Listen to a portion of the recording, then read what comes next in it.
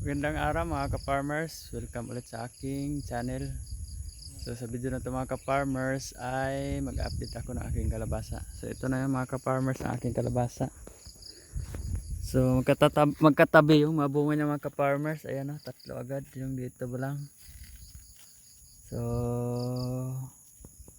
mag-upisa na siya magbunga mga ka-farmers. So may malalaki na dito. Sa banda yan. So ito yung nauna bali na bunga mga ka-farmers. Yan o. So may maliliit na rin. Dami na rin siyang mga bulaklak mga ka-farmers. Sa mga nagtatanong nga pala, nagsasabi na kung nagpapapulinit ba ako ng kalabasa. Yung lalaki na ikuan sa babae. Hindi na mga ka-farmers, sinahayaan ko lang. Kasi magkuan lang yun sa panahon.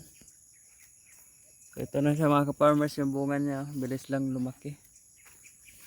Yan. So dito pa lang banda mga ka-farmers, marami ng mga bunga. Nag-uumpisa pa lang siya magbunga.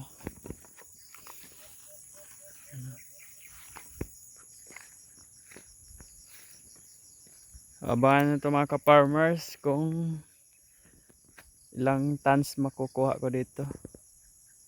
Kasi hanggang doon yan.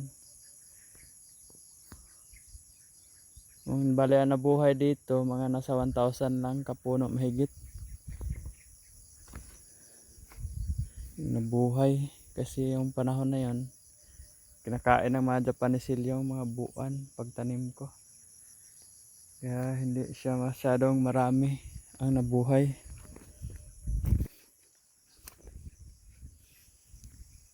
So yun lang mga ka-farmers, no, nag-update lang ako ng aking kalabasa. So makapal na siya. Yan.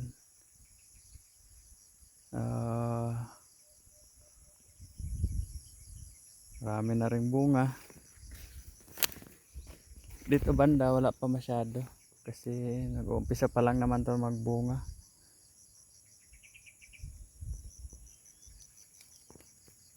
So marami siyang pwedeng gulayan mga ka-farmers. So itong lalaki na mga bulaklak.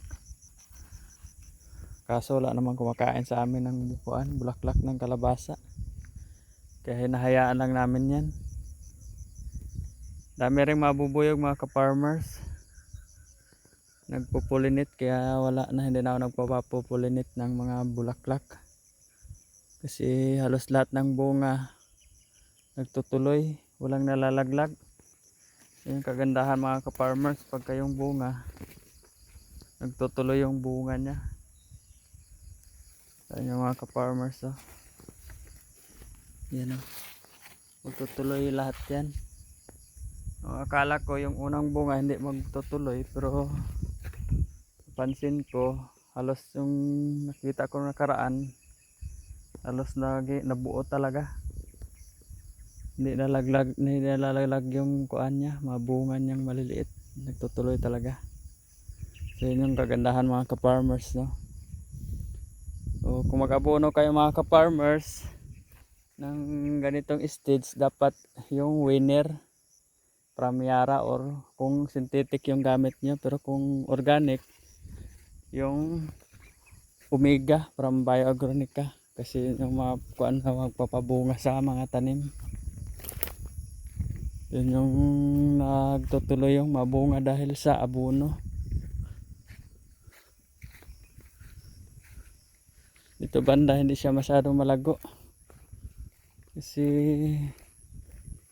payat na to nung nagkuan, hindi kasi maabunuhan ng husto dahil sa sobrang init, walang tubig dito, no. May ginawa akong tab, wala namang laman kasi bihira lang umulan dito. Dito naman malago. Ayan. So sana magbunga ng marami to mga ka-farmers. Oh, para makabawi sa gasto. Kahit di naman masyadong malaki yung gasto ng kalabasa, pero at least makabawi man lang, okay na. Nagbibigay saya no kung makapagpitas. Malapit na to, mga ilang kuan na lang, makabuwan na lang magpipitas na dito mag-umpisa. So yun lang mga ka-farmers no, bahagi ko lang yung pag-update ko lang ng aking kalabasa. So God bless and happy farming sa atin lahat. Hanggang sa muli, paalam.